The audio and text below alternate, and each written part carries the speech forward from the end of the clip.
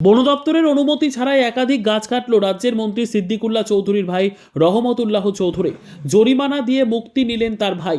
তাহলে কি মন্ত্রীর ভাই বলেই ছাড় পেয়ে গেল? শনিবার উঠছে রাজনৈতিক মহলে প্রশ্ন। জেলার পূর্বস্থলীর চৌরঙ্গি এলাকায় এই রাজ্যের তৃণমূল কংগ্রেসের মন্ত্রী সিদ্দিকুল্লাহ চৌধুরীর ভাই তিনি অবৈধভাবে গাছ কাটছেন।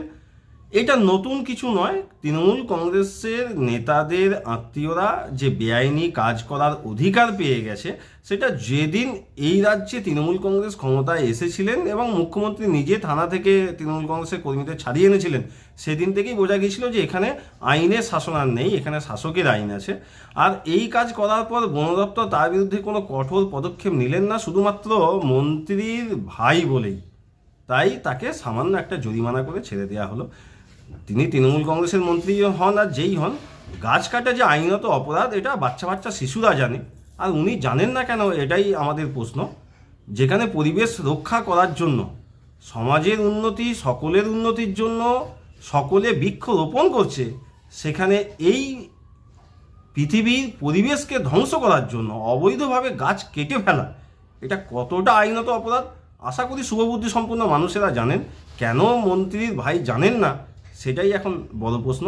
আমরা বিজেপির পক্ষ থেকে তীব্র ধিক্কার জানাচ্ছি এই ধরনের ঘটনা, এবং ওনার বিরুদ্ধে যাতে যেটা সাধারণ মানুষের বিরুদ্ধে আইনি পদক্ষেপ হওয়া উচিত সেটাই যেন হয়। মন্ত্রীর ভাই বলে যেন কোনো ছাড় না পায়, তার আবেদন আমরা রাখছি বন দপ্তরের কাছে।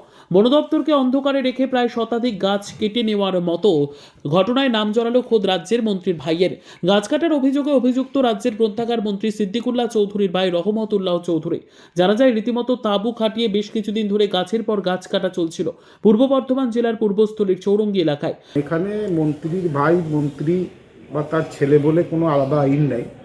এখানকার মুখ্যমন্ত্রী মমতা ব্যানার্জি, তো এখানে আইনের শাসন আছে।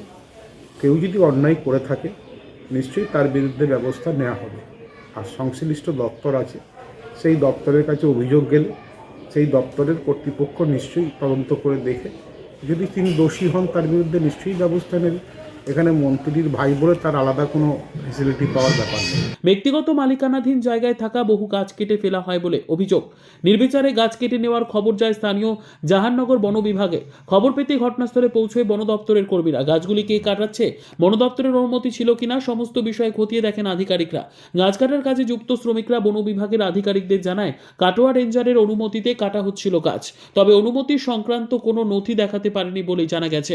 এত বড় বাগান, এটা মানে এত বড় বাগানটা, অত অত গাছ, আম গাছ আছে, ওই গাছ আছে, সোনাঝুরি কাটছে এরা খালি, কিন্তু মানে আমি এখানে চার্জে দিয়েছে আর আমি কিছু জানতে পারবো না, এটা কেমন জিনিস হচ্ছে? এখন ওইভাবেই মানে চুপচাপ রয়েছে, মানে গাছ কাটায় মনে হচ্ছে যে মানে ওরা ওইভাবেই মানে কেটে যাচ্ছে। যখন জরিমানাও দিয়েছে 25,000 টাকার, তাহলে তাহলে আবার কাটছে। হ্যাঁ, পুরো অন্ধকারের মধ্যে রয়েছি, আর এইভাবে আমি ডিউটি করতে পারি না। এরই মধ্যে সামনে আসে গাছ কাটার মূলে আছে মন্ত্রী সিদ্দিকুল্লাহ চৌধুরীর ভাই রহমতুল্লাহ চৌধুরী।